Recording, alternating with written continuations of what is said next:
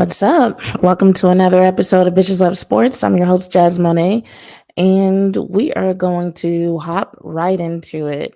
Um, I really don't know what to expect tonight because while I'm covering a topic that's been talked about all day, uh, just viewership seems to be lower when the Cowboys aren't doing well. So we'll see who shows up. If you're here and you're listening, you can hear me. Just let me know in the comments. Just say hi or something.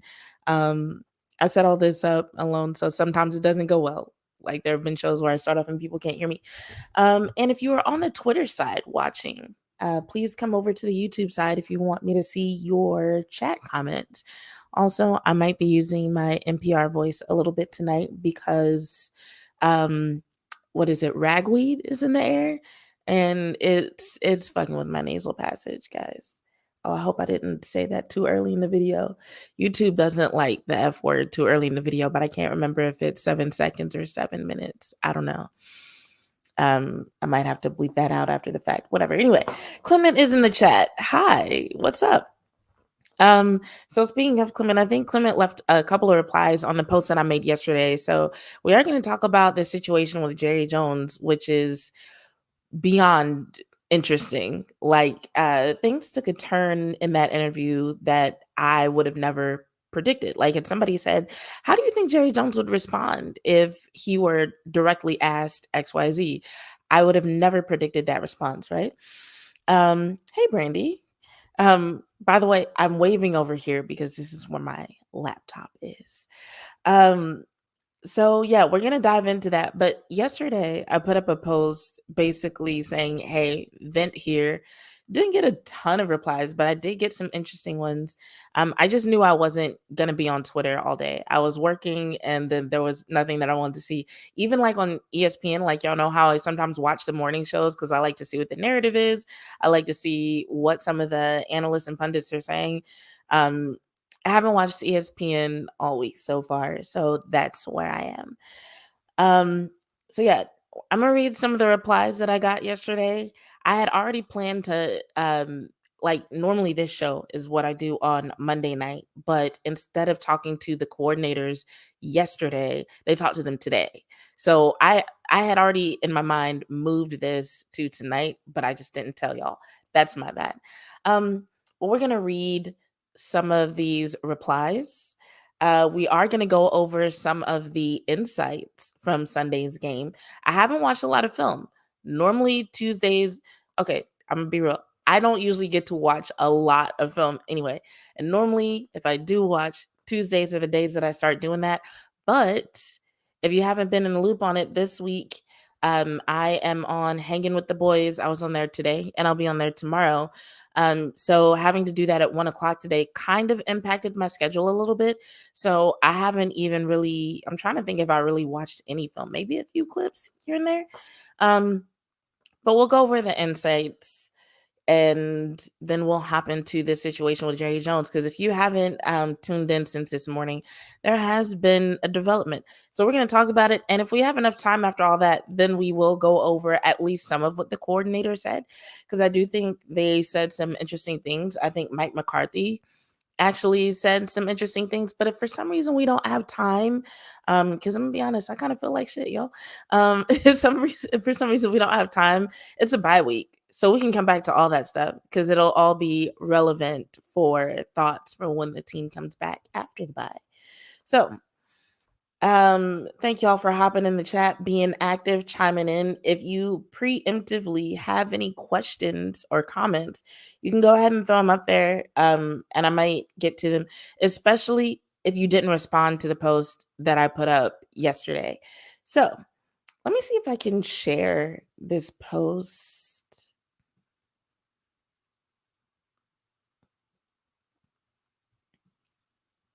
All right. So I was a big Peanuts fan when I was younger. That's why I picked this particular picture. But I said, this is something I posted Monday morning. I said, Cowboys Nation, now that you've slept on it, how do you feel about yesterday's game? About the Cowboys as a team, about coaches, front office. The first third of the season has been disappointing. It has, to put it kindly. which I try to do. If you have a well formed take, consider this a venting thread. Maybe that's why I didn't get a lot of replies. Maybe it's because I specified a well formed take, and my followers are smart enough to know when they are being emotional and they haven't really thought out what they're going to say. But of course, we can count on Clement to have a well formed take. I'll start with his. He said, I'm closer to the acceptance stage where this team this season is an average team in that they will beat the poor or mediocre teams and get beat by the playoff caliber teams. It all starts with Jerry Jones in front office. This has been going on since 1996. There's no accountability. From the front office, starting with Jerry and Stephen Jones with their big ego, arrogance to not hire football people who know how to build a football team inside out. That does seem to echo how a lot of people are feeling today. Um, and it's interesting because there are some people who feel like, or who have at least asked the question, like, okay, are Cowboys fans being too emotional? The disdain for Jerry Jones' decision and questioning Mike McCarthy's job status. Is it a knee-jerk reaction? Is it going overboard? But for the people who are seeing this as a pattern, there are some people who are seeing Sunday's loss, which for anyone who's not up to speed, Sunday's loss was a historic loss. Like, it was the worst home loss the Cowboys have experienced since Jerry Jones bought the team. So it's not like, oh, it was a bad loss and Cowboys Nation can't handle it. This is literally something unlike what a lot of current fans have ever seen, quite literally. Um, and so some people are looking at it as a result of a pattern that they've seen in what Mike McCarthy has brought to the team. And then there are some people, like what Clement mentioned here, who are looking at it as a pattern that reflects what the Joneses have done with the team. So that's why you're seeing the discourse go the way it is. It's not like people are just upset about one game. People are seeing a pattern here. And it just doesn't point to anything good. Let's see, what are some other ones? Uh, Die Harder or DEI Hard ER? I'm not sure how to pronounce that name, but they said, honestly, don't feel anything. This season so far was what I expected. You expected this? Who is this?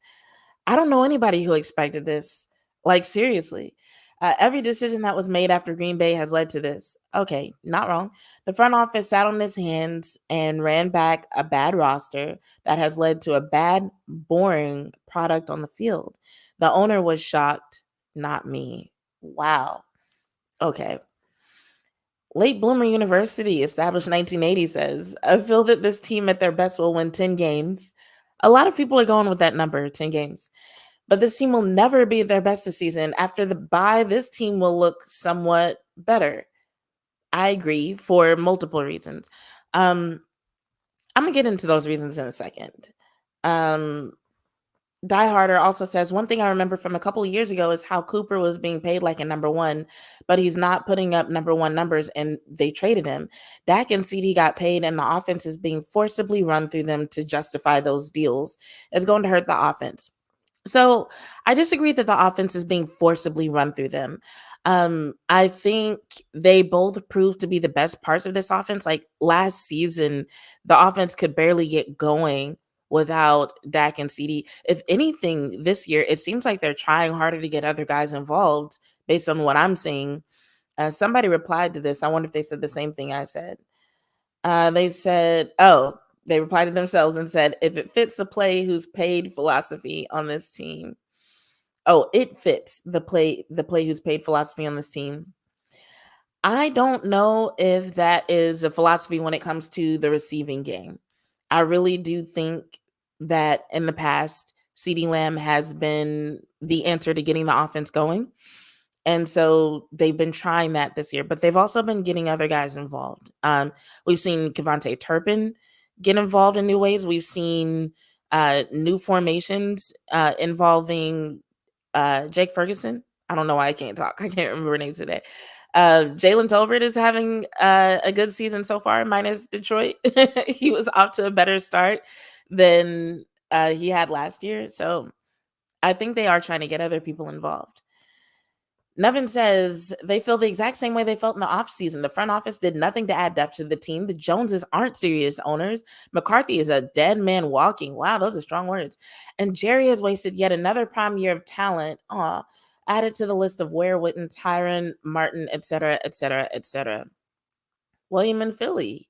Um, he comments on my Twitter stuff a lot. I definitely appreciate that guy. I'm at the acceptance stage. This is an average to below average team, and coaching won't matter. Coaching change won't matter because as long as you have the idiot at the top, nothing is going to be different. So I've just accepted it. I'll root for them, try to enjoy what I can, knowing it is what it is. Pastel the Fat Kid says, let the tank begin. Kev says, I believe they were okay going 3-3, not okay with the blowout. I can buy that. I didn't expect them to go 3-3, but I think had it not been a blowout, I would not feel as bad about it. Because here's the thing. One of the things that I wanted to see during this game was how they would respond to another team that brought a lot of motion to the table, because they had issues with that against the Ravens. They had issues with that against the Saints. And although they performed better against the Steelers and the Giants, those offenses didn't bring the same things to the table that the Detroit Lions were going to bring. And the Detroit Lions brought not only motion, but also trickery and some unorthodox plays, right? And so I wanted to see, especially on the defensive side of the ball, how they would respond to a team that was doing all of those things. And it wasn't just straight up physical football where they had to use some of their mental components of the game and pay attention and do their jobs and be on the same page. And a lot of the things that have been talked about since the beginning of the season. And in that regard, I was just disappointed. I was really hoping that they would learn something from those previous games that they could take with them against the Lions. And you would think that they had no experience against those kinds of teams at all. Like they just hadn't practiced anything that they needed to do in order to take on an offense like that. So that was, I feel like for me, that was one of the most disappointing aspects of the blowout. Anyway, Kev goes on to say, Jerry won't change. He has to have it his way. Based on what we heard today, you might be right. I fear it will be worse. I hate he blatantly lies to the fan base. He won't do anything different. I'll root, but I've given up. I would say Jerry Jones is being honest now. He's definitely not holding anything back now. And Justin says, I feel indifferent, which is worse than upset, in my opinion. I'm left with just two thoughts on all of this. Jerry Jones is either incredibly inept or he's just that prideful. He either sees this happening and chooses to do nothing because most fans will blame Dak, or doesn't know how to fix it. Those are some interesting comments. I see y'all commenting in the chat. Let me see if I can read a couple of those before we get into the insights. So we'll start from the bottom. Well, no, Clement's responding to Willie, so we'll scroll up and try to see what Willie said. Willie says, hey, Jazz, what Jerry did yesterday morning was weak and disrespectful. You threatened a man's job because he asked you a question about the team. As a man, that was childish on his part. I have to agree with the disrespectful part. Very disrespectful. And if you've watched me long enough, which I know you have, Willie, and I know Clement has, I've had my criticism of Shane and RJ. But I just felt like even if you have criticism of them, what he did yesterday, is it yesterday? No, it's 11:30. So what he did this morning, it crossed a couple of lines. That was wild. I feel like there's a way to say that you don't want to answer a question. There's a way to say that you don't agree with a line of questioning without threatening someone's job, because there were parts of what he said that I was like, okay, I get it. And we're going to listen to part of it in a second. But he wants the things that he does well to be acknowledged. And he said something in that interview about getting a lot of letters. So I don't know if he's gotten so many letters and so many phone calls from God only knows who, that he was already at his wits' end before the interview started, and maybe everything boiled over. But I still feel like even if that's the case, someone in his position, you want to be able to kind of take a step back and handle it a little bit better. But then again, at the same time, someone in his position, doesn't really have to. I'm reminded of what was her name?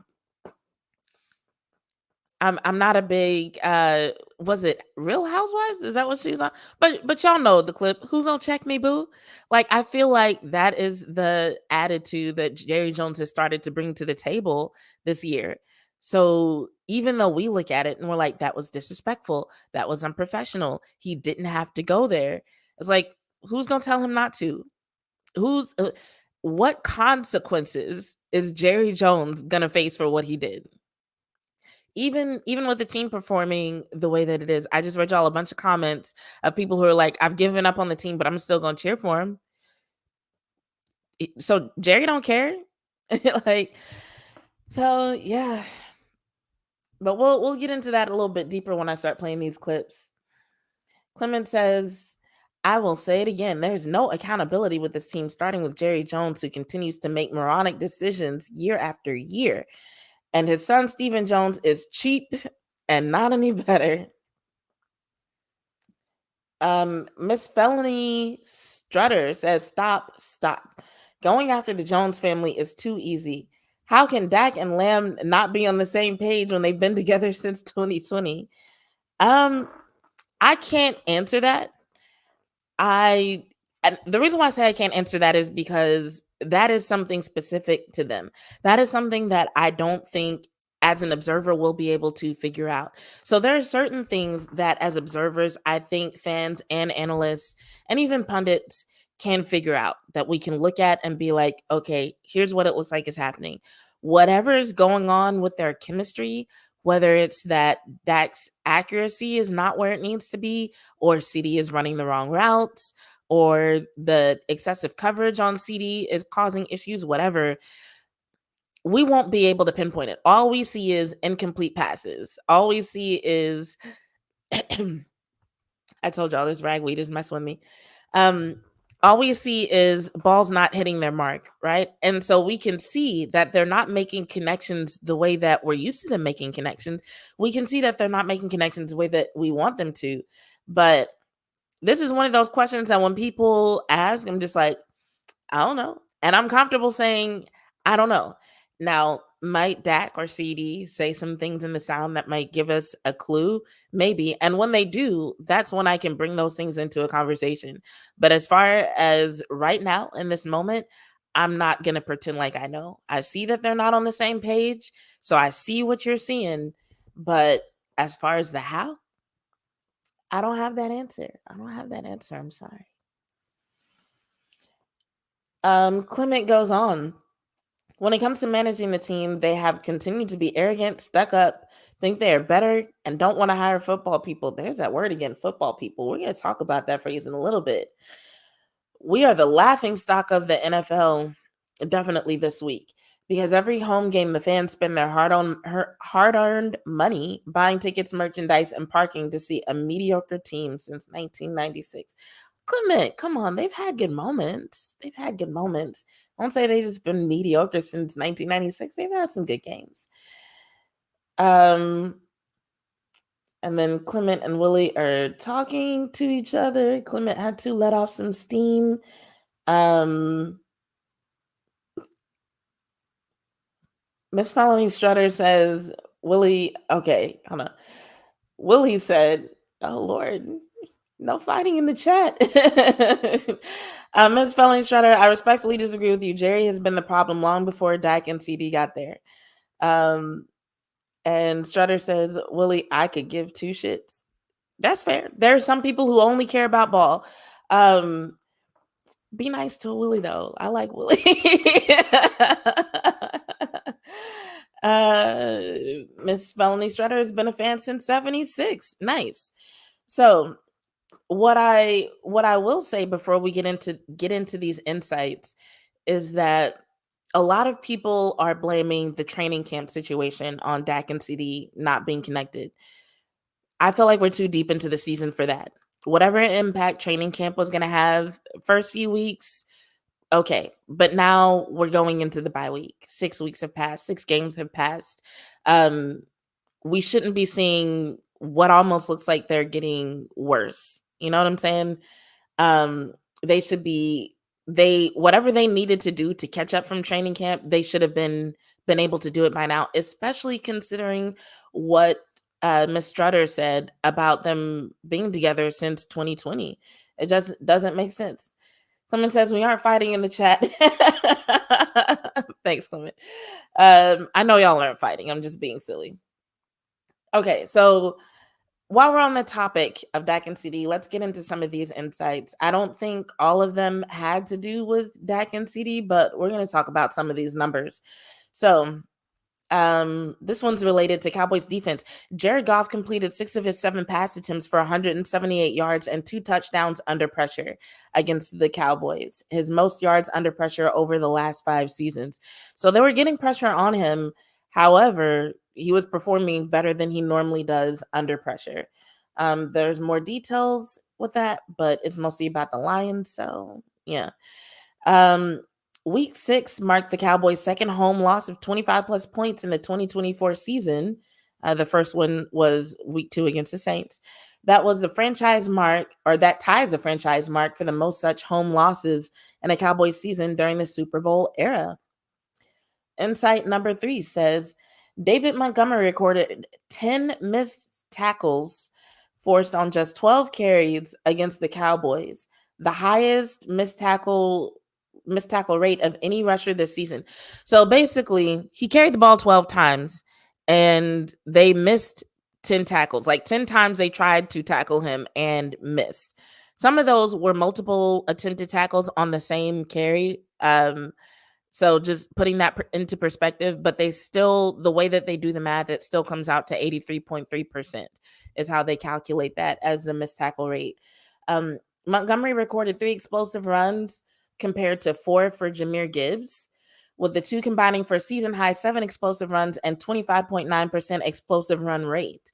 Lions running backs were expected to gain 4.9 yards per carry against the Cowboys, also a season high for the group. So not only did they not stop the run against the Lions, they did worse than they've done at any other point in the season so far. All right, so this is an insight on Dak Prescott.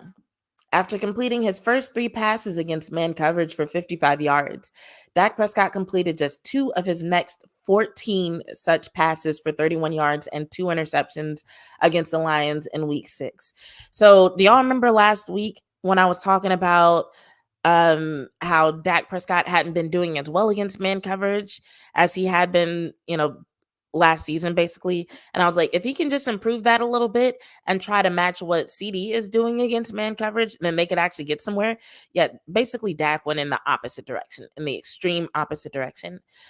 The Lions defense generated negative 31.3 EPA when playing man coverage, the second most in a game by any defense in games since 2018.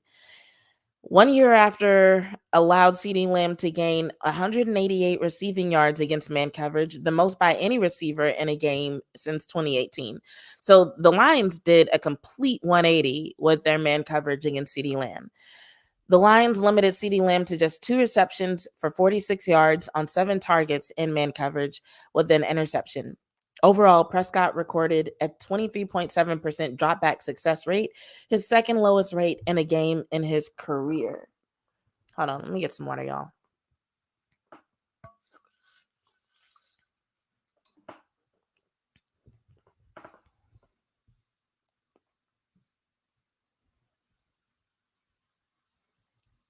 Okay, moving on to more about the Cowboys offense. Well, that has more to do with Brian Branch. Let's see what else. Offense.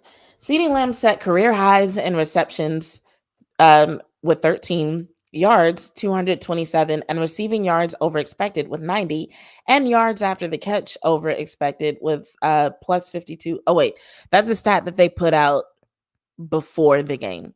So yeah, basically everything that I just read y'all is most of the significant stats from the Cowboys or related to the Cowboys from that game. There wasn't much positive to say. Before we get into the situation with Jerry Jones, I will say, although this is not the flex that the team really wants, shout out to Brandon Aubrey for now holding the record for most consecutive 50-plus yard field goals. I'm sorry that that record came because the offense just can't seem to get downfield. But shout out to him for doing his part. And also shout out to Damone Clark. Not that anybody saved the game, but Damone Clark had pretty much been written off as a non-factor on this defense this year, as someone who wasn't going to contribute, may not get snaps. And he stepped up and he had some very solid moments during this game. And so I'm glad that he was able to put some good things on film, even though the game as a whole was really hard to watch, to put it kindly. So shout out to him. I hope he's able to keep that momentum going and keep contributing to the defense now that he's shown that he is capable of doing that. Okay. Now, on that note, let's talk about this Jerry Jones situation, because the reason why I want to talk about it before we get into the coaches and coordinators, which if you weren't here in the beginning, I said if we don't get to the coaches and coordinators today, we might get to them later this week or next week, because a lot of what they said is going to be relevant to talking about the Cowboys as they come back from the bye week, right? But with so many people talking about Jones being the cause of the issues that the team is seeing right now, I wanted to go ahead and talk about what was discussed in this interview and also the fallout of the conversation between him and the guys at 105.3 The Fan. So I'm gonna be honest, wasn't the greatest day for me. So I didn't pull up the YouTube video, but I did. Someone did send me a series of clips on Twitter. So that's what we're gonna listen to real quick. And where is it? Okay, here's the tab. So that's what we're going to listen to real quick. And I'm going to pause it. We'll talk about it just like I normally do with the coaches sound. But it's about 4 clips. And let's see. Let me take this off.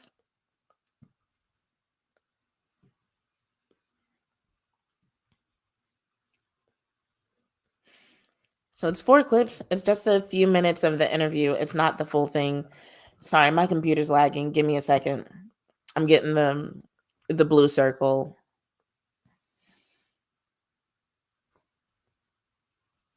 I'm gonna just let y'all do y'all sing in the chat.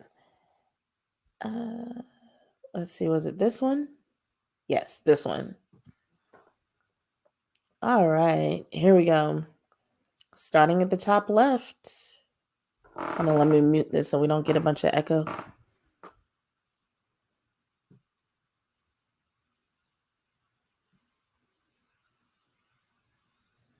My computer is lagging bad, y'all. Hopefully this goes well. Jerry, you know, there's been a lot of talk about execution. I think you've mentioned it. Jerry, you know, there's been a lot of talk about execution. I think you've mentioned it here already. If the execution has become a problem to the extent that you get losses like the ones against New Orleans and Detroit, why are those players still the right ones for your team? Well, first of all, where are you going to go to get any players? Seriously, where are you going to go to get any players? Okay, so I'm going to pause right there, because as soon as I heard this part, I was like, is that really how you answer the question of why are these players the right players for your team? Because even without anything else, and so, okay, let me rewind. Let me tell y'all how I even heard about this situation. I was working all morning. Apparently, everybody else knew about this situation hours before I did. I was working all morning. I come home, I grabbed some food, came home, came upstairs to eat it, and I got a notification on my phone about it. And that's when, if you follow me on Twitter, I went in and posted a clip because I didn't realize people had already been talking about it for hours. And then someone sent me these clips. So I start playing it. And the first thing I hear is, why are these players the right players for your team? Well, where am I going to get some other ones? Now, just think about it. If you had a job and someone was like, well, hey, why do you think Clement is the right guy for the job? And Clement, you heard your boss say, like, well, I ain't got nobody else. Like, wouldn't you kind of feel like, okay, so I'm clearly not valued and appreciated? So I was just like, that's his response. What? But let's keep going. Players for the next week against San Francisco. Now, number one, I've seen these players. I've seen every one of them execute like you want the plays to be executed and do their job within the role. That didn't happen He should have led with that. the other day, and we paid the consequences for us. But I've seen the players do it. I know we have outstanding personnel, very outstanding personnel. We just made our quarterback the highest paid player in the NFL. We've just topped the receiver list charts. So we made our bed relative to how we're going to approach with our key people with the team. We were shorthanded out there on defense, but everybody gets shorthanded. That's really not an excuse in the NFL. Facts. Your depth should step up there, and you should be able, if you can, to compensate to some degree. You can't compensate for the gap, so to speak, that we had between the way our offense played and the way we were supposed to play. Now, I want to give Detroit a lot of credit for that. They came after us and got after us, and they put guys on top of every offensive lineman you had, and they. So I just want to point out that everything that he's saying here is valid. And had he focused on these points, like, hey, I've seen these players perform, but they didn't on Sunday, and these are the ways that I feel like they fell short. Also, shout out to Clement for sending me these clips. But if he had just been like, I believe in these players because I've seen them perform before, but they fell short in these ways, boom, boom, boom. Like, there's no criticism there. Valid points. Came at it and put the kind of pressure that gave Dak a lot of problems and gave our running game a lot of problems. We've got to be able to handle that. Jerry, I think the counter back when you said where are you going to get the players, you can't get them this week is, and you're aware of all the off-season topics. But what is your counter? What is your damn counter? My counter is. I really want to know where you would go. So he starts going off before dude even gets the question out. Dude he essentially said the word off season, and Jerry starts with what is your damn counter? So that was the thing that I heard that made me think, okay, whatever was in those letters that Jerry Jones was reading, something already had him on edge, because it just feels like an extreme reaction to this particular line of questioning. Go get it. Now, don't tell me about should gotten a guy in the off season. Why not? This isn't a damn word argument just because I'm not arguing with you. I'm dealing with how we line up. Shout out to Law Nation in the chat. Against San Francisco. Not what I did wrong last week or last month or 2 months ago or 2 years ago. If I really. All right. Let's go to the next clip. Week or last month or 2 months ago or 2 years ago. If I really gave you guys a list of all the things I've done wrong over the last few years, you couldn't be on this program for the next 5 years steady and go over it. But every now and then you do some right things, and at the end of the day, you add it up, and the rights give you a better spot than the wrongs. But if you think for any minute right now, there'll be one Super Bowl champion. What do the others do wrong? There's one. So even with that, he had a good point, because I've said that before when people criticize the Cowboys specifically for not winning a Super Bowl. Now, I'm not saying the Cowboys should never be criticized. Clearly, there's room for criticism. But when people start to say, this was a really common thing last season. Oh, the team hasn't done anything because they haven't won a Super Bowl since yada, yada, yada. And my argument would always be like, only one team can win every year. So if that's really your benchmark, then you're saying 31 teams every year are just abysmal failures and don't deserve to have fans and should blow up the team and should fire the coach. It's insane, right? Especially with it being an elimination tournament, a single elimination tournament that essentially determines the winner. Like, there's so many things that can go wrong. There's so many variables that can determine who that champion is, right? So when it comes to that being the standard, when it comes to that being the ruler, and him just being like, hey, that's not realistic. There's just way too much room for error if that's your expectation every year. Even that I understood. And so I think that was like the other frustrating thing about this whole situation was that he actually said some things in here that made sense, but all of that is being overshadowed because of what we'll hear here shortly, where he just goes off the rails.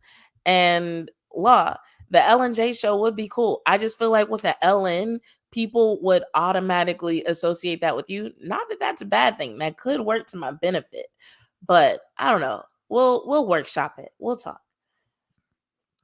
Super Bowl champion, and we want to be that champion.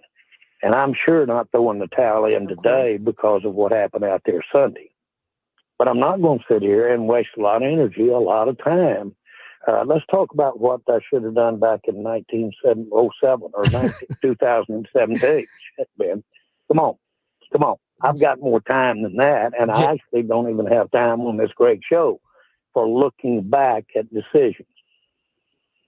Okay. So, Jerry, 1970, a little different from this past off season in building the team we're talking about today, which there was a lot of criticism that you guys didn't add, didn't spend, and don't add and don't spend, and are not aggressive enough with some of the problems that are still haunting the Cowboys today that we see play out on the field. That's the point of talking about the off season. Oh, I remember those criticisms very well. Okay, so what? Are they playing out to be accurate? What's your point? My point. See, he started. That's where he started yelling. Hold on. Point is, it seems like my point. Let me tell you what I'll do. About it. I will let us sit down and look at the decisions we've made over the last several years. Okay, I'll look at it. Now, if you think I'm interested on a damn phone call with you over a radio and sitting here and throwing all the good out with the dishwater, you have got to be smoking something over there this morning. I'm not. And I felt like that was rude, but like if he had been joking, it's kind of like, but to be like, to the way he said it in such a serious tone, to accuse him of smoking something just because they're essentially doing not only their jobs, but something that they do like literally every week. I was just kind of like, come on. They don't, and I don't even want our listeners to listen to me. To talk about, this is not your job. Your job isn't to let me go over all the reasons of your job. Your job isn't to let me go over all the reasons that I did something and I'm sorry that I did it. That's not your job. Well, my job is to ask why. A job, or I'll get somebody else to ask these questions, man. Jerry, we're. And see, that was the thing. I felt like he didn't have to go there. The whole I'll get somebody else to ask these questions. But him saying that, right? Him saying that definitely made me wonder, like, okay, if this is how he responds to a radio show, like radio host on a show that he volunteered to go to, because like other owners are not doing this. This is not something required by the NFL. Like the players, for example, they are required to do media availability. It is literally in the CBA. They have to do media availability. If they don't do enough, they can get fined in certain situations. So they're required. This is not required of Jerry Jones. This is something that he volunteers to do, that he normally likes. He normally likes the attention, but now all of a sudden that they have questions and they're holding him accountable, now he's threatening their jobs, not in an email, not after the fact, but live on the air. That is wild. That is wild. We're trying to figure out why the team is. I'm not kidding. I'm not kidding. You're not going to figure out what the team is doing right or wrong. If you are, or any 5 or 10 like you, you need to come to this meeting I'm going to today. There are 32 teams here. You're geniuses. Jerry, okay? Y'all really think you're going to sit here with a microphone and tell me all of the things that I've done wrong and without going over the rights? Well, so is that part about without going over any of the rights that really made my ears perk up? Because he says that a couple of times. So first of all, he's like, y'all think y'all are going to sit here and tell me with the microphone, da, da, da. And I'm thinking to myself, like, well, Jerry, they didn't actually tell you anything. They're asking questions. And so that to me said either he was already triggered by something or he was frustrated that he does not have a good answer, because they literally didn't tell him anything. They hadn't told him anything. They were in the process of asking him a question. They didn't even get the full question out before he starts going off, right? But had he had a good answer, he simply could have let them ask the question. He could have called it a dumb question and been like, that's a dumbass question for this situation, but let me tell you. But he never gave an answer. He never even started to give them an answer. And then he says, "You're going to sit here and tell me," and they weren't telling him anything. That's how he interpreted the question, right? He interpreted the question as criticism, but really it was an opportunity for him to literally say whatever in the world he wanted to say about his off-season decisions. And he did not have a good quality response in that moment. In that moment, the only way he knew how to respond to being questioned about his offseason decisions was to threaten these guys' jobs. Now, listen, we both know we're talking to a lot of great fans and a lot of great listeners. And I am very sorry for what happened out there Sunday. I'm sick about what happened Sunday. Now, I'm not talking to these yahoos on the end of this phone. I'm talking to you, the fans that are listening this morning. That was also rude because he's like, I'm not talking to these guys on the phone. I'm talking to the fans. And I'm going to circle back to that. But just remember he said that. He's like, I'm not talking to the host. I'm talking to the fans. Put a pin in that. And we can spend a lot of time going over zigging and zagging. One of the stupidest things I've ever done that anybody has ever analyzed is by the Cowboys. It was an idiot that did that. So idiot things can turn into good decisions. He's not wrong about that either. Idiot things can turn into good decisions, and he was criticized for buying the Cowboys. But I said a long time ago, when it comes to Jerry Jones, I said, I think one of the things that makes him so stuck in his ways is that he's literally become a billionaire by doing something so many people advised him not to do. When you gain that much money and that much power doing something like that, it's going to be hard for anybody to tell you anything for the rest of your life, because you're just going to go back to, well, I am where I am because I listened to me. So why would I start listening to other people now?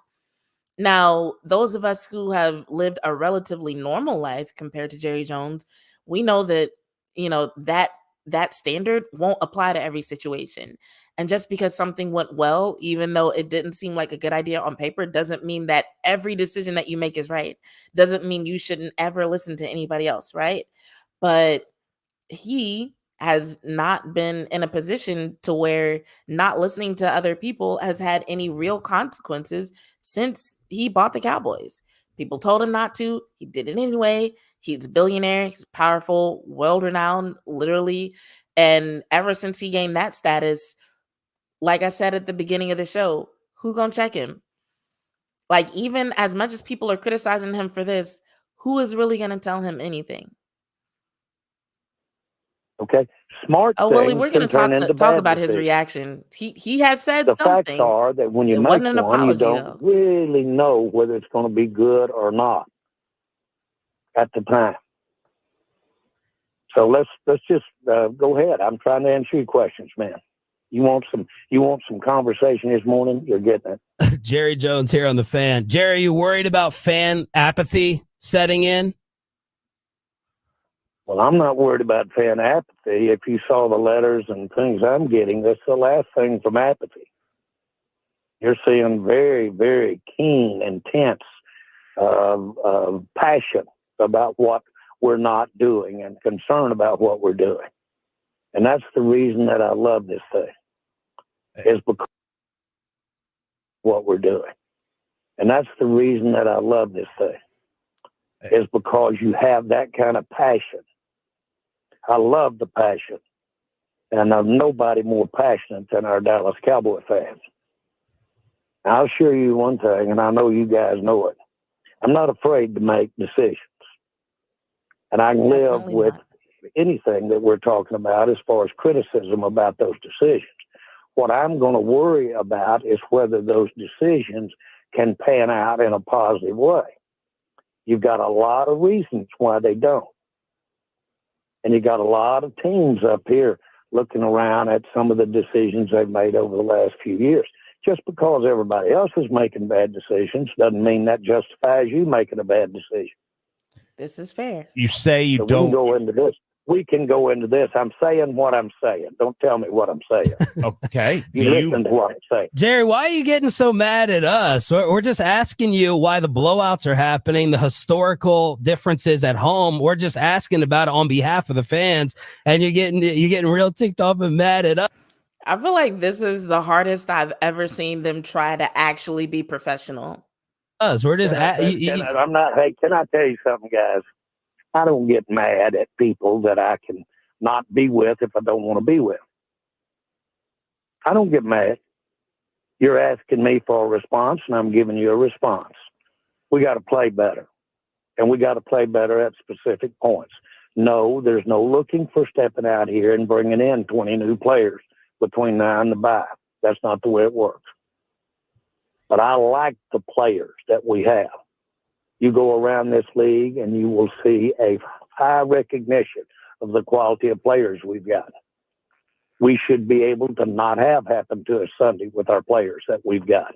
I agree with him on that. Shouldn't have the highest paid quarterback in the NFL and not having have more production, but he's got to have blocking. I agree on that. He's got to have the routes run, have blocking back in the NFL and not having have more production, but he's got to have blocking. Facts. He's got to have the routes run right. Facts. And the other thing he's got to do is it helps if he weren't playing somebody as strong as Detroit was Sunday. They were pretty strong. Facts, but irrelevant. We hope we get a chance to show that those type of things I just mentioned works. So, like I said, there are several points during the interview where he was actually making some legitimate statements. Like, I do agree that with the personnel the Cowboys have, they should not have looked as bad as they did. I 100% agree with that. I also agree that it's crazy for Dak Prescott to have the kind of performance that he did, but that he's got to have better blocking. Like, I don't know if there's anybody in the chat who's had an opportunity to watch film, but there were so many of those passes where Dak was on his back foot. He could barely step into his throws. So what can you really expect from the passing game when the quarterback can't even get his footwork right? Like, if you've been paying attention to the Cowboys for the past few seasons, you know how important Dak's footwork is and how much he's been working on it.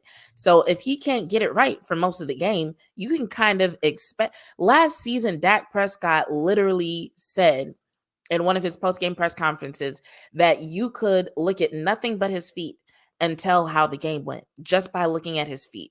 So that tells you how important his footwork is. And it was awful this game, largely due to the fact that he constantly had somebody in his lap, that he was constantly running away, didn't have time, pocket collapsing, disintegrating, whatever you want to call it.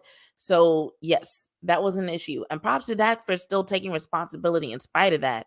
But the offensive line was a big issue. Willie said, Jazz, I didn't need to watch film. That O-line had Dak running for his life. Literally. Like, Dak out there trying not to suffer another injury. Like, man. Fane says Dak, I think you mean Dak. Dak's time is up. We're moving on. He can't see the field and he also can't run. His time is limited. Yeah, I might just ignore you because you didn't hear nothing I just said. But yeah, with the personnel that we had on the field, like even Zach Martin had a bad night. It's like, what? There were so many things that went wrong. So when Jerry says with the players that we have, they shouldn't have looked like that, I'm with him on that. And had that been the focus of the conversation, I don't think anybody would have criticism of Jerry Jones. But anyway, so that happened. The clips were shared. It made headlines, made its rounds, went viral. And then Jane Slater posted this. She said, hold on, let me find it. I think I just scrolled away from it. She said she reposted a clip of it. She said, "So much respect to 105.3 here. I've been on the receiving end of these exchanges. It's uncomfortable, but I love when the fans say, ask the tough questions, etc. Everyone does here locally. My read, Jerry knows the problem. It's uncomfortable for him, and that's where the defensiveness is coming in. Next week, you will see him apologize after he has cooled down." And so then Jane and a couple of other members of the media kind of shared their experiences going through something like this and what they thought was going to happen. Charles Robinson said, Cowboys owner Jerry Jones has to stop framing failure through his favorite narrative of everyone thought I was dumb and an idiot for buying the team, but look how it turned out. Acing some tests from 1989 to 1996 isn't an adequate explanation for failing many from 1997 to 2024. And Calvin Watkins, shout out to Calvin, said those of us who covered Jerry for a while have heard feisty Jerry on the radio before and have seen it in person. Probably the first time he told the radio interviewer they can be replaced live. Have a great day. And Jane reposted that and said, normally you get called to the office or your boss gets the call, but the real-time threat was something. What people also don't realize, and I'm not excusing it, but he does always apologize and there is a smooth over. It's just how this beat works. And then Ed Werder chimed in and said, personal note, just because I explained someone's behavior when asked doesn't mean that I agree with it. I thought this was common knowledge. It seems uncommon here. I guess he must have got some criticism for explaining what was going on with Jerry Jones. So all that happened. And so then for all the people saying like, yeah, at some point Jerry's going to apologize. I saw a headline saying that Jerry Jones explained the outburst. So I was like, oh, is he apologizing that quickly? Jane Slater said it would be next week. I wonder what he had to say. Well, ladies and gentlemen, and ladies and gentlethems, this is what he had to say. So this is in an article that was published by The Athletic today. According to The Athletic, it was published by Diana Rossini and John Machota about 5 hours ago. It said, Dallas Cowboys owner Jerry Jones made headlines Tuesday morning when he became angry during one of his weekly radio interviews. Jones seemed to take exception with the line of questioning because he was speaking on the team's flagship radio station, 105.3 The Fan in Dallas. Jones conducts interviews, yada, yada, yada, we know. So, fast forward. While attending NFL meetings Tuesday afternoon in Atlanta, Jones explained in an exclusive interview with The Athletic's Diana Rossini why he reacted the way he did. He said, quote, I don't know that I would go as far as calling the volume connotation as yelling, okay? But the facts are that if I'm going to be grilled by the tribunal, I don't need it to be by the guys I'm paying. I can take it from fans and take it from other people. I take a lot of pride in how fair and how much I try to work with the media. We're brothers and sisters, but I was a little frustrated there today. I thought that was interesting. He said, I can take it from the fans, but he didn't want to take it from the radio host, who essentially were echoing what a lot of fans were already saying. Jones continued, we got in there as of accounting for decisions made in the offseason, okay? They might as well gone back to decisions made in 2010. In my opinion, not the same thing, but this is his quote. He continues, my point is, and that's from my perspective, there's no question. I'm sure that they would have liked to grill me like the fans are thinking, what are you going to do about that? I get it. I get all of that and really will go along with it. Jones went on to explain how his frustration stemmed from the individuals asking the questions, not necessarily the topic itself. So the individuals, not the topic. He said, quote, the wrong ones were doing the questioning. Now, if those had been real fans sitting there, or if there had been people that knew what they were talking about, football people, I might have had a different answer. Hold on. Let me bring this on the screen for y'all. Because I read this and I was like, what? That is rude as hell. So hold on. Let me go back. Here we go. And share. So here it is. This is a quote. According to Diana Rossini, this is a quote from Jerry Jones. The wrong ones were doing the questioning. Now, if those had been real fans sitting there, or if there had been people that knew what they were talking about, football people, I might have had a different answer. So essentially, what he's saying is those guys, those radio hosts, they're not real fans. And they're not football people. They don't know what they're talking about. And I was just like, dang, you already threatened their jobs live on the air. Now you're gonna say they don't know what they're talking about? Now, granted, there are people who say all kinds of things about those guys. They've definitely uh they've turned off some people in the fan base, to put it kindly. Okay, so I understand that not everything that has been said about them has been positive anyway, but I just, when it comes from someone in the position of Jerry Jones, in my opinion, I think it hits different. And y'all can tell me in the chat how y'all feel about what he's saying. Like, do y'all feel like he's out of line for essentially calling them not real fans and not football people who don't know ball? Like, what are y'all's thoughts on what he's saying about these guys? Because when I saw that he explained his actions, I thought he was going to say, yo, I'd been reading letters all morning. I was upset. So I was already on edge. I wasn't expecting him to be like, look, I don't have a problem with the questions, but how dare these fake fans, how dare these non-football people ask me these questions? Had it been real fans asking me these questions, I would have answered it. But because it was them, oh no. Like, they don't get to do that. That is crazy. That is crazy. And it's only Tuesday, y'all. So it's not even like this is Friday and everybody's going to go cool off for the weekend. It's Tuesday. Those dudes still got to go back to work. They still have to deal with the aftermath of this. So it goes on to say that Jones made it clear that he has no plans of making significant changes to the coaching staff, which he's already said. The majority of Dallas's coaches are either on one-year deals or in the final year of their contracts. If that's good enough reason to keep people around, okay. And then it finishes up saying there's not a distant thought about firing Mike McCarthy. And he says, the point is, what do you do? What you do is go out there and do your techniques or do your effort and do all of those things, and you do it righter, and you'll be in games that don't get out of hand and you can win. Jones said he still believes in the team, which enters its bye week at 3-3. He said, of course we do. We have great personnel. I'm proud of our personnel. And honestly, on paper, he should be. On paper, he totally should be. And going into this game, a lot of people were proud of the personnel. And we'll talk about the personnel a little bit more in a second. But I was just really surprised by what he had to say about them, especially so in both of those situations, in the interview and in the interview that he did on 105.3 The Fan, and the interview that he did with Diana Rossini, in both of those situations, he was not obligated to say anything along the lines of what he did say.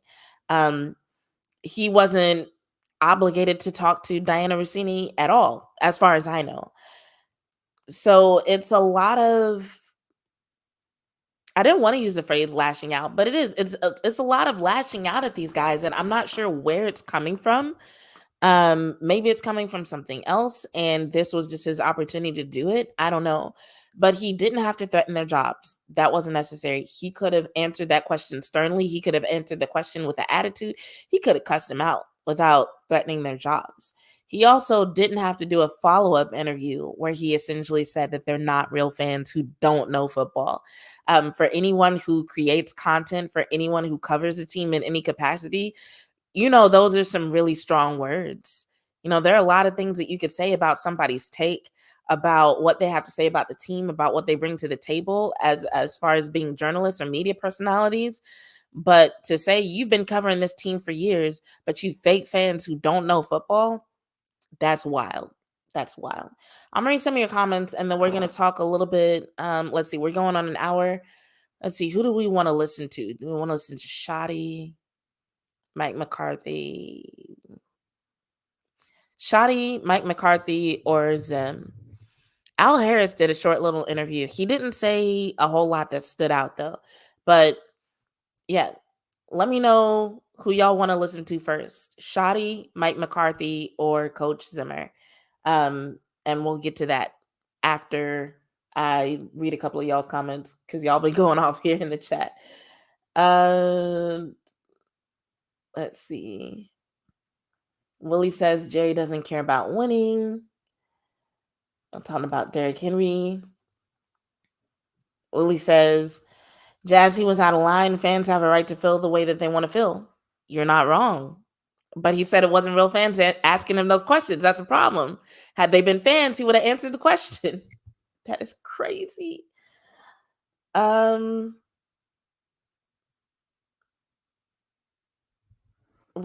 007 says they should play Trey Lance because he knows how to run the ball better than Dak. I don't think that's a good reason to put Trey Lance in over Dak. Sorry. And it looks like Fane, I'm not sure how to say your name, is another Trey Lance fan. Okay, y'all have fun with that. Clement says he was completely out of line to tell us to feel how we feel. We're the reason why the Cowboys are a worldwide brand. But once again, Clement, you're a fan. You have the right to say things like that. He might even think that you know ball. So, Clement, apparently you can ask Jerry Jones those questions, but the guys at 105 cannot. Ignacio Flores says, how is Pittsburgh, by the way? Says, incredible outburst by Jerry. He simply lost it and did not own up to his actions and the state of his team, period. We are on the crossroads of an explosion if this team does not get out of this rut. I don't know. This is pretty significant stuff, but I feel like they've been through stuff before. Writer Albert Lanier says, so if the wrong ones were doing the questioning, why then has Jerry chosen to do interviews for weeks and months with 105.3 after each and every game? That's actually a really good question. If you don't feel like they're qualified to ask you legitimate questions about the team and this roster, because they're not real fans and they don't know ball, what have you been doing the last few years? You go on that show twice a week with people who, by your own standards, are not real fans who don't know ball and shouldn't be asking you real questions. So what exactly have fans been listening to? You know what I'm saying? It's just like you've just lowered the value of your own product. Why would you do that? And does that mean that who you hire next, are they going to be real fans who know football? Or is it that once you start paying a person, they automatically become not real fans who don't know ball? Because that was something else he said in the interview. He said, I don't, hold on, let me see if I can find the exact quote.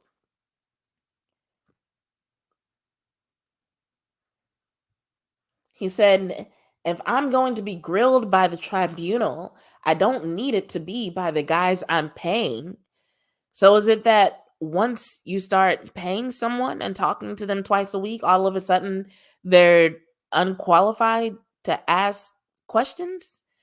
Like that's a really good call out, Albert. That's a really good call out.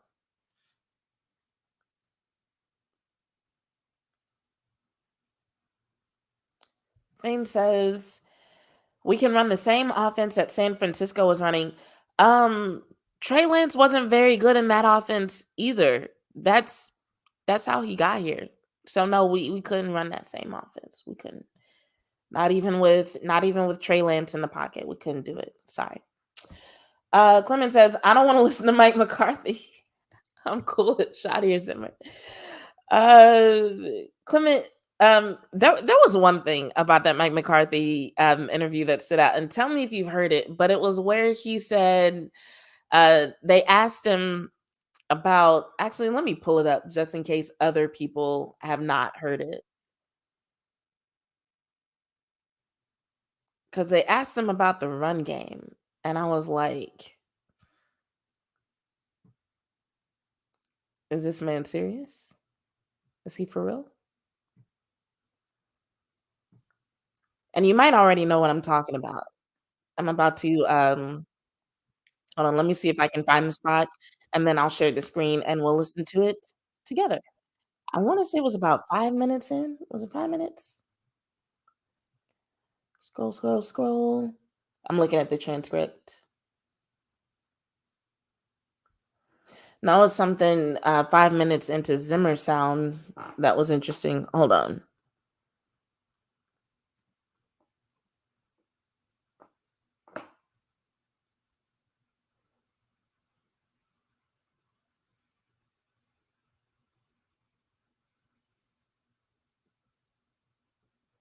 Okay, here it is. The question was literally longer than the answer. Like, Mike had no response for this. Oh, wait, no, don't enlarge it. I'm sorry, my chair is squeaky, y'all.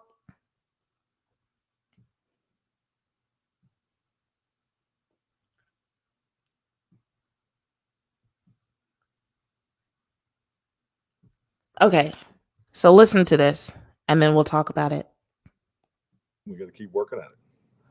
Garrett Podell, CBS Sports. Mike, you talked about wanting to build off of things. Rico Dowdle at his best game in Pittsburgh, and he had just one carry in the first quarter when it was still a 7-3 game, finished with 5. Sort of what goes into that, and then. Oh wow, the 7 on third down is a big part of that, and I think starting off at the first play, just some of the penetration we had here, not clearly not a reflection of him. I actually thought he did play well. With his limited touches, but he definitely needs to touch the ball more, without a doubt. So they asked about Rico Dowdle getting so few touches, and Mike McCarthy ended his response by saying he definitely needs to touch the ball more, which was up to him. Now, right before that, he said 1 out of 7 on third down was a big part of that. So if you look at the stats, so last week, Rico Dowdle had 20 carries for I forget how many yards, but he had 20 carries and he did pretty solid in terms of yardage. So I know it was like 4 yards or more per carry. This week, the Cowboys had 17 rushing attempts altogether, which if you've been watching this team especially, and most people say this is true about most football teams, but for this team especially, you need a run game to balance out what you're doing on offense, or you're going to have a bad time, right? So 17 carries, that's insanely low. And then you add to that the fact that 17 carries is less than what Rico Dowdle got by himself the week before. And people are like, what's going on? And so Mike McCarthy is like, well, 1 out of 7 on third downs, which, okay, is what led them to feel like they had to pass the ball more. They needed to quickly and aggressively get yards and hopefully score.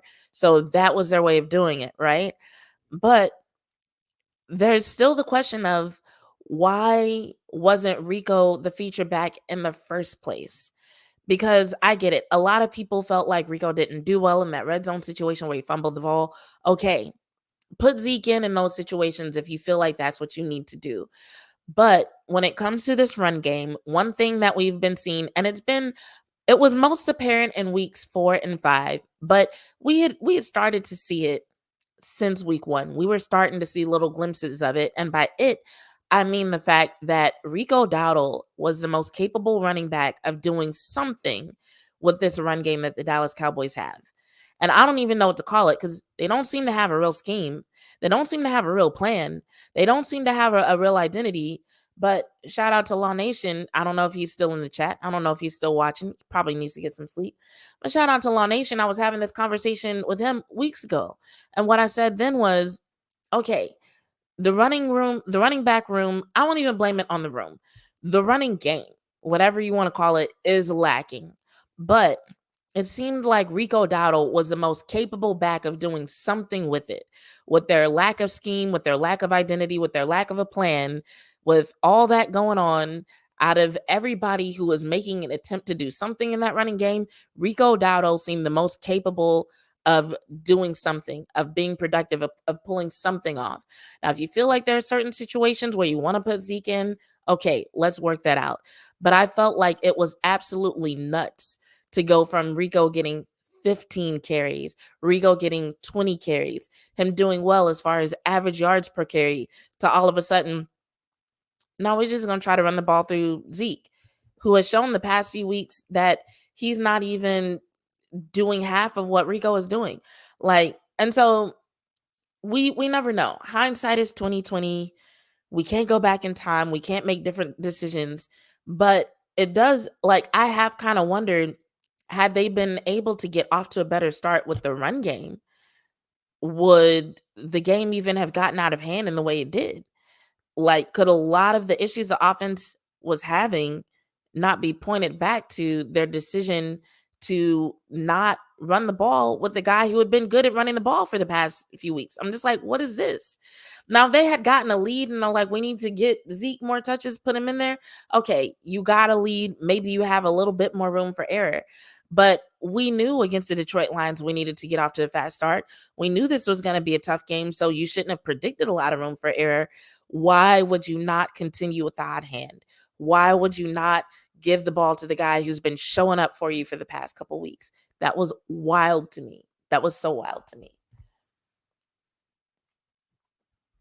Albert says, I never covered sports as a journalist, but I did cover a few local elections. I asked a few tough questions a couple of times. No politician ever threatened to make my writing gigs disappear.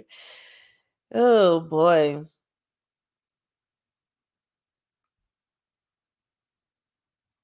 Dreek just wants everybody gone. Says Jerry needs to retire, period. Second, Mike has to go, and Zeke is a shadow of himself. I don't know what's up with Zeke because I don't know if it's I don't know. I wasn't sure what to expect from him this year. I was hoping that with him, so when he was with the Cowboys before he went to the Patriots, it had been a while since we saw a healthy Zeke. My hope was that with him coming back and not having to deal with like actual knee injuries, because there was a lot of time that Ezekiel Elliott was playing with actual knee injuries. I was hoping that we would see better performances from him, that his health would allow him to just look better on the field. And so I don't know if it's not the knees, if it's not injuries, I don't know what it is that would explain what's happening, but I'm just going to hope that he can continue to get better, because while I am an advocate for them leaning on Rico more continuously, I do think at some point they're going to need a tandem. And I do think that Ezekiel Elliott should be the other half of that tandem. But that won't happen in a reliable way unless Zeke can start to show up in some different ways.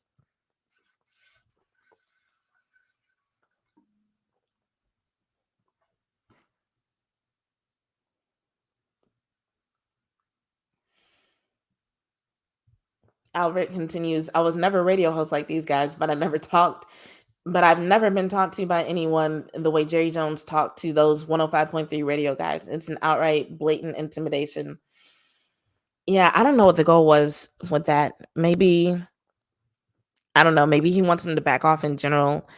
I don't listen to them every single time. So I don't know if they've been asking questions and that was just a straw that broke the camel's back. I have no idea. Dreek says, it's so hard all these years, no Super Bowl. I'm 41. The last time we did make it, we got robbed. Dez caught it. I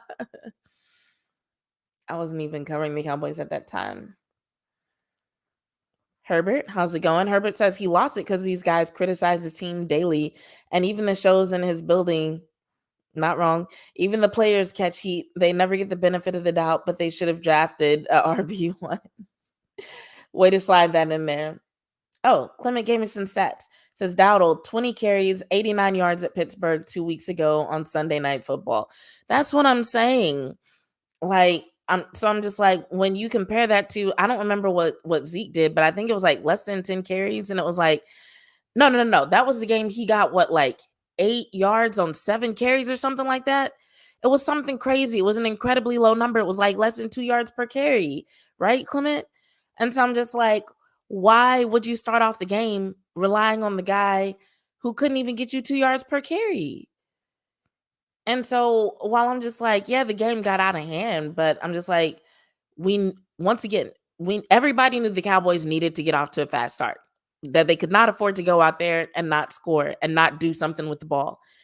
And there was just no evidence that Ezekiel Elliott was the running back who was going to be able to help you do that. Maybe there will be later in the season. I'm not saying give up on Z, get him off the team, like none of that.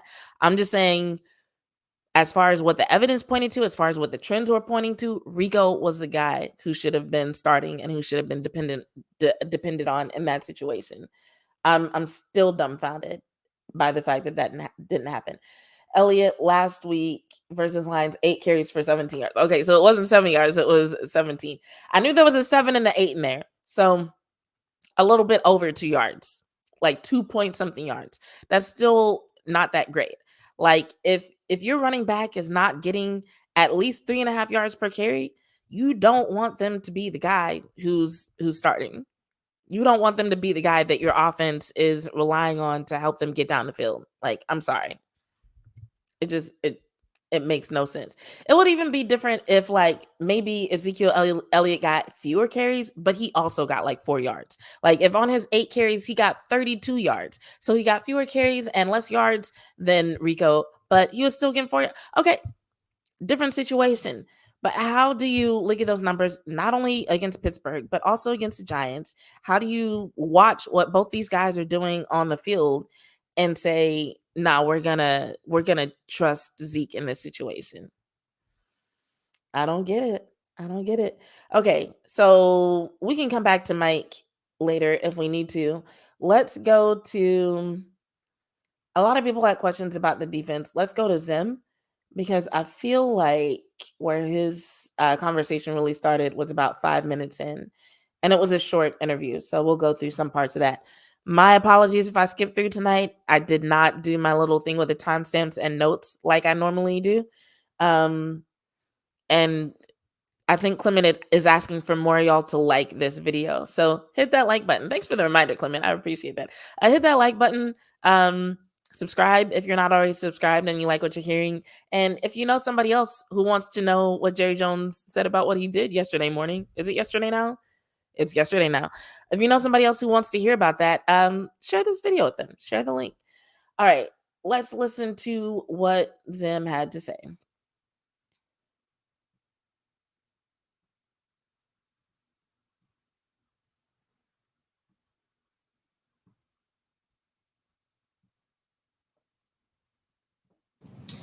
Garrett Podell, CBS Sports. My team's bottom 5 in the league in missed tackles. Is that something like with the way practice is in the NFL day that you can fix during the season?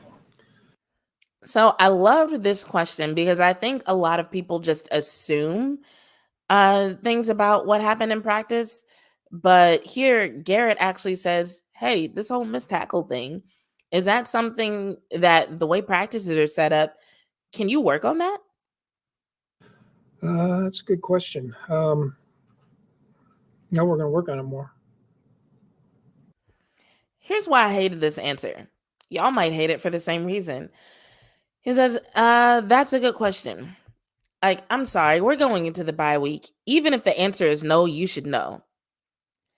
Even if the answer is no, you should know. If the answer is no, you should be able to say with confidence, no, it's not something we get to work on in practice because of blah, blah, blah, blah, blah.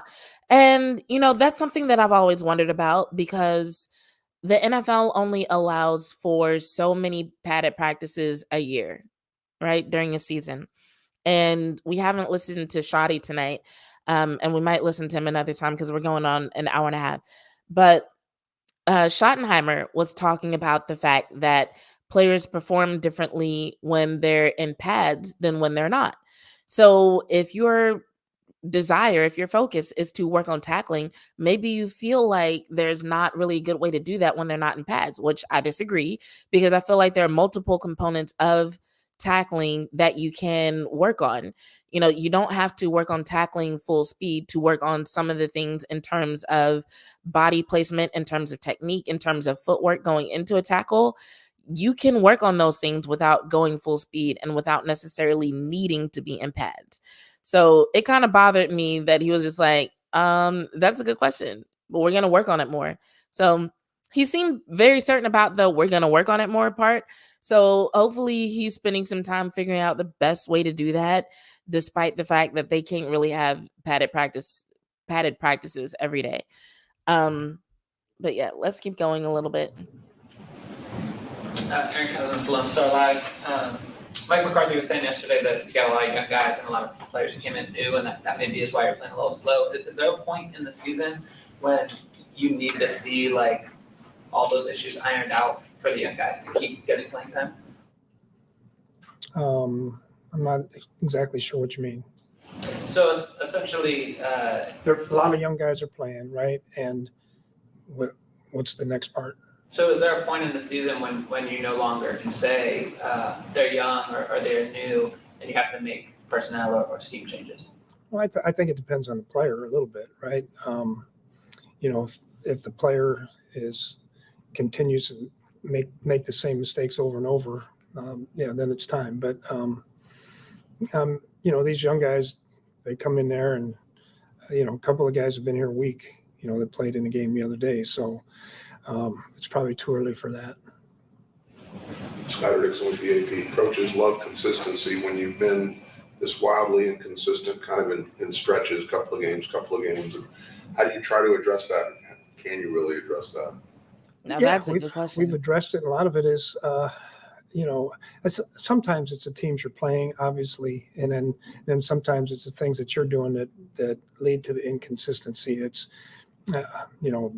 eye discipline. It's now winning to half a man to your side. It's, taking on a block and not getting off the block. I mean, there's a lot of different things that lead to that. So, like I said, I thought we were making progress. Obviously, we took about 8 steps back the other day, and we'll just have to keep grinding.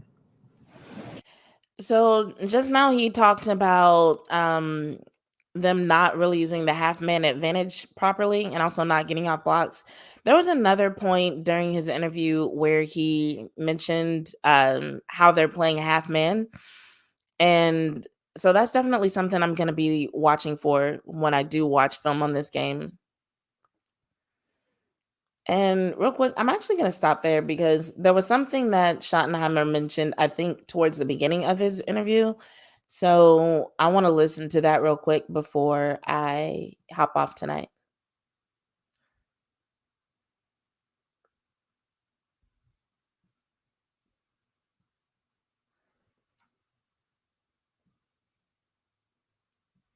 You're practicing hard as a group, but may need to practice a little better, a little more efficiently.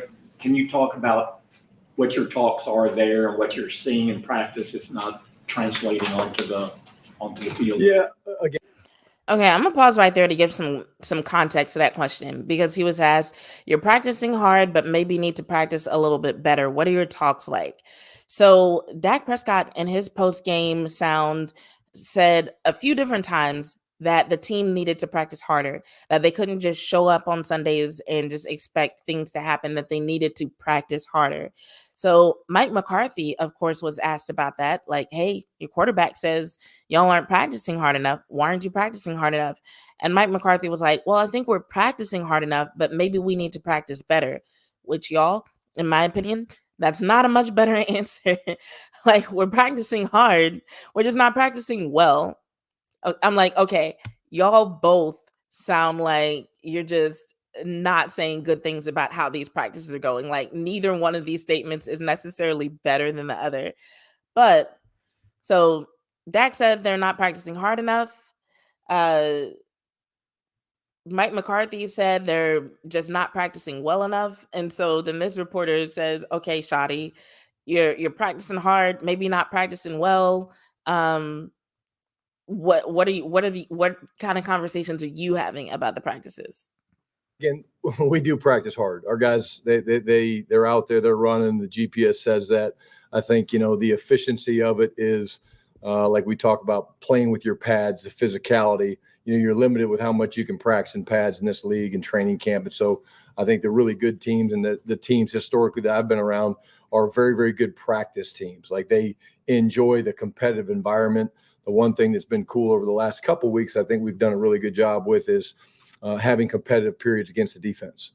So there's so much that goes into practicing when you're going and you're having a scout team or a look squad that's trying to go and create the Detroit looks or the Pittsburgh looks or whatever it is. So we really enjoy the competitiveness of going against the defense and Coach Zim and those guys. But again, the word hard is probably not the exact word. The word is just more efficient, more physical, working the combination block. And it's not just the competitive team reps.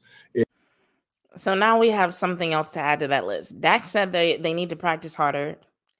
Mike McCarthy said they need to practice better. And now Brian Schottenheimer is saying they need to be more efficient and more physical. Y'all, it sounds like they need to overhaul how they practice. I'm just saying, because now we've gotten from 3 different people in different positions of leadership when it comes to this offense who have confessed in one way or another, using one term or another, like, yo, these practices are not going well. How that's the case, I have no idea. Mike McCarthy's been here long enough to have a hold on how these practices should be going. But when you think about it, you can kind of see it. One of the things that I mentioned when I was on Hanging with the Boys today, I'll be back on there tomorrow. So make sure y'all catch that. If you didn't see it today, go to the Cowboys YouTube channel and make sure you catch that replay.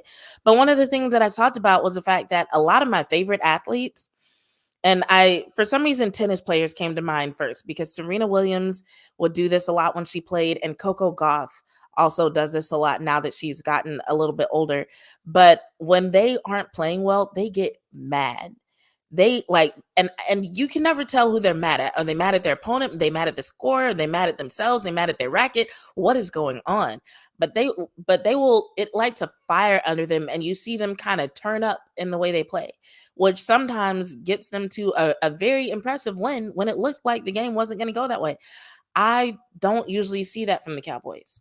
When they don't get off to a good start, because someone on the show called them soft. I don't like to use that word, is like, especially describing grown men, right? But it did kind of bring me back to after the Green Bay game when they were called front runners. And I don't even necessarily like to use that word either, but we have seen time after time that when the Cowboys don't get that lead in the beginning, because, like, let's be real, the game didn't look good from the beginning, but there was a good period of time where it looked like they could either get back in it or at least not have it go as bad as it did. Even if they didn't win, it wouldn't have been such a bad win. But they started to hang their heads early. They looked like they were giving up and out of answers very early. And I just didn't see that thing that some teams, that some athletes do, where it's just like, oh, hell no, you are not about to punk me at home. Like, I just didn't see that fight in them. And Mike McCarthy, in his post-game press conference, admitted, he said, they didn't get the answers that they needed from me. And I'm like, well, why not? That's why people are asking the questions that they're asking about Mike McCarthy, because they see it, right? Because even before Mike McCarthy said that, someone tweeted me and was like, hey, it looks like the team gave up. And I was like, yeah, that's usually what people do when they don't have answers. They give up. And then Mike McCarthy goes in his interview and he's like, yeah, they weren't getting the answers that they needed from me. Well, why not? You're the coach. What on earth happened to where nobody had any answers? And what on earth is going on at these practices? See, they don't let media members watch the entire practice anymore. We essentially get to see them stretch and warm up.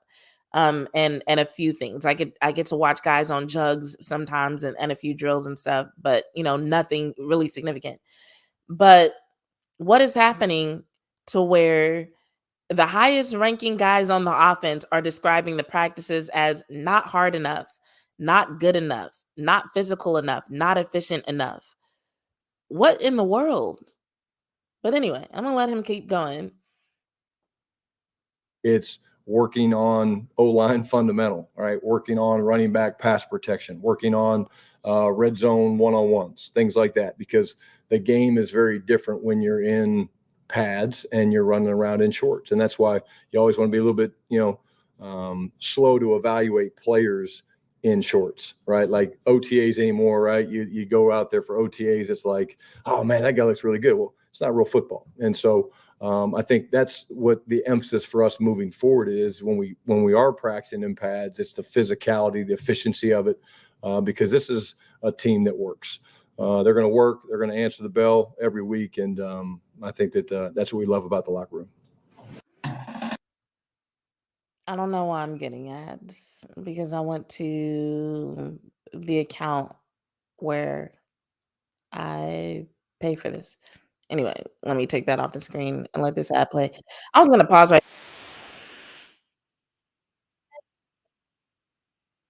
What happened to my audio? Can y'all hear me? Okay, there we go. What he said at the end about the team being able to, like, essentially having tenacity. I don't remember the exact words that he used, but essentially he said that the team is tenacious enough to figure this out. Sounds like he believes in the team.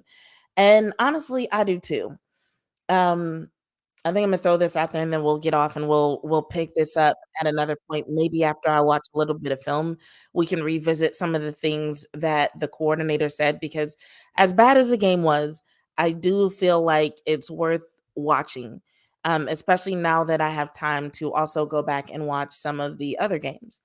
Um, but one thing that I will say is as disappointed as I was, I do believe that it's possible. I'm not going to try to predict what will happen. Y'all know I hate predictions, but I do believe it's possible for the team to come back and do well and completely turn things around after the bye week. I think it's going to depend on what they do during the bye week. I think it's going to depend on how a lot of these guys are handling this situation.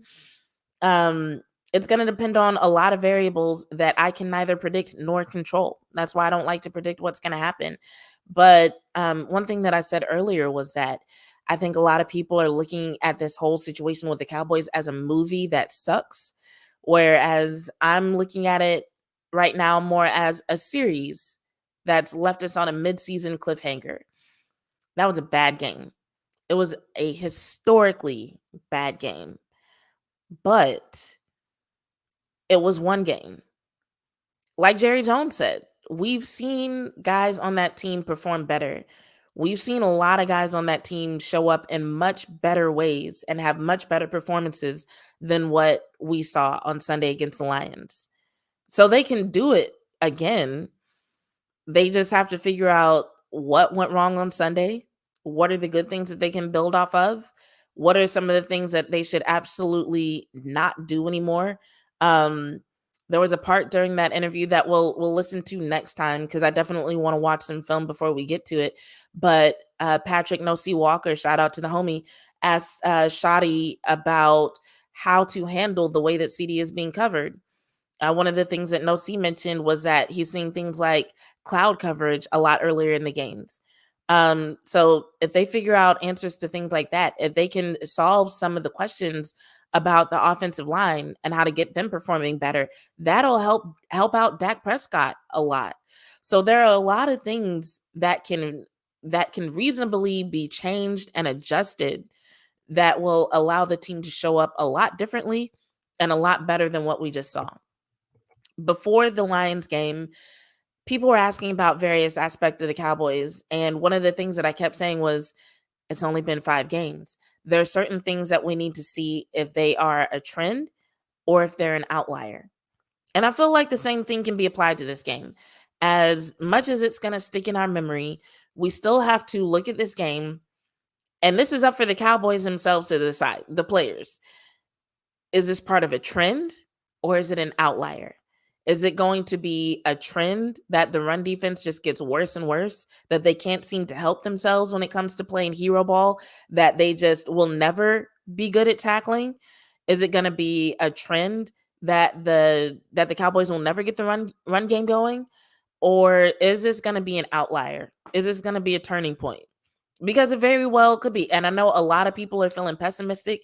I read a lot of comments from y'all at the beginning of the show from people who have given up on the team, who are apathetic, who are like, I'm gonna still keep cheering, but I don't expect nothing, yada, yada, yada, right? People who want to fire Mike McCarthy, get rid of Jerry Jones, even some people who are over Dak Prescott. Surprise, surprise, right? But if we actually look at the facts of the matter, if we look at the situation for what it really is, it's one game. The team can turn it around. We've seen enough from them this season to know that they have the capability of turning it around. We've literally watched these guys do better than what they did on Sunday. So it is a situation where this could be an outlier. This could be a turning point where it kind of wakes people up and lets them know, like, hey, if you want different results this season, you cannot keep being lackadaisical in whatever it is, whether it's film watching, whether it's studying your own playbook, whether it's knowing what your assignments are. whatever, whether it's some part of politics, because and I say politics because one, there's speculation about how politics may have affected the run game. Two, I was talking to Jalen Tolbert over the weekend, and he was talking about things that he's learned from Dak and CD and how they've helped him grow and evolve as a Dallas Cowboy. And he was like, yeah, learning the politics of the game. And I kind of wanted to ask him more about that. Like, yeah, so when you say they taught you about the politics of football, like, what are we talking here? But when I don't expect to get a real answer from a player, I just don't ask the question. I didn't think there was any scenario in which I'd be like, yeah, tell me about these politics. I feel like it would be against the politics for him to even answer that question. So I don't know. Maybe I'll double back on that one day. But yeah, so whether it's the handling of politics, whether it's the handling of a particular role, whatever, there's time and opportunity for all of these guys to figure out what they need to do differently and bring it back to the table. Clement says, Jazz, it isn't one game. It has been 3 home games in a row when the other team has dictated the game with their running game, and you didn't respond to it, and we don't have a running game. Okay, you're not wrong in that. And I acknowledged that earlier, that it is part of a pattern. However, my point still stands that we've still seen them. We've seen individuals have better performances. We have. Who went into that game thinking that it was going to look as bad as it did? I personally wanted them to build on a lot of the things that they like. There were certain things that seemed like they were trending in the right direction that I really hoped that they would build on. So that's all I'm really trying to say. Because even if you listen to some of them talk, it's a pattern that's gone back to last season. When CD Lamb was talking, there goes my light. That's how we know it's time for me to go. But when CD Lamb was talking, he was like, yeah, 4 games in a row now, we've been yada, yada, yada. So he said 4. When you say 4 home games in a row, then that means your memory is going back to the Green Bay game. So however long you want to look at this pattern, regardless, we've seen guys have better performances. So we know they have it in them. They just need to figure out how to be more consistent with those good performances. 2, like I said, Dak said they aren't practicing hard enough. Mike McCarthy said the practices aren't good enough. And Brian Schottenheimer just said they're not efficient enough or physical enough at the practices. So if they're all on the same page that apparently these practices are trash, then maybe if they fix that, we'll see a different team. I'm saying there's things that they can fix. All hope is not lost. Now, I'm not saying that there's going to be this deep, miraculous playoff run. I'm saying exactly what I'm saying, that all hope is not lost. If they can do something as simple as practice better to get a good performance, that's easy. And they practice almost every day. So, yeah, if they don't fix some of this stuff, I'm going to be very disappointed. That's the point at which I will give up. If I'm listening to them saying, hey, these practices are trash, and they don't fix the practices, if I'm listening to Zimmer saying, hey, we are going to work on tackling and the tackling doesn't get better, that's the point at which I will give up. That's the point at which I will be like, okay, I'm done. I've tried to be optimistic. I've tried to give these guys a chance. I've tried to present every scenario possible where they could do better, and it doesn't seem to be working. That's when you'll hear that from me. But until then, I'm like, yo, they're 3-3. They still have the possibility to have a winning season. So I'm going to, for now, and by for now, I mean like the next couple weeks, for now, I'm going to trust them to do what they said they're going to do. I'm going to trust them to do something about all the issues that they're noticing. And then we'll go from there. We'll see. Anyway, we're coming up on 1 hour and 40 minutes. I am hungry. I am tired. I don't feel good. So I need to hop off of here. Tomorrow I'll be on Hanging with the Boys at 1 o'clock. If you watch on any of the platforms that have Dallas Cowboys podcast live, if you don't watch them live, just make sure you check the YouTube channel for the replay at some point and catch me on there. And if you didn't get to see today's episode, go catch that replay after we get off here. And if you're watching this and you caught the end, go back to the beginning, watch the whole thing, subscribe if you're not subscribed, turn those notifications on so you know when I'm going live again, and like and share and comment, por favor. Let's see. Ignacio, just a few more comments before I head out. Ignacio says this is all on the coaching staff and attention to details. That's a valid opinion. Albert says if Dallas makes it to the playoffs, it will be as a wild card. That's not an unreasonable prediction. And Willie says, I think I'm going to end on this one because I agree. These next 6 games will tell us about the Cowboys. I 100% agree. I believe by the time Thanksgiving rolls around, which we have right about a month, we are going to know everything we need to know about this team. And Clement says, hopefully you will feel better tomorrow. I hope so too. Thank you so much for the well wishes. Anyway, on that note, thanks for joining me. Thanks for interacting with me. This was a fun conversation, and I hope we get to do it again soon. But for now, I'm signing off. This is your host, Jazz Monet, with another episode of Bitches Love Sports, and I'm out.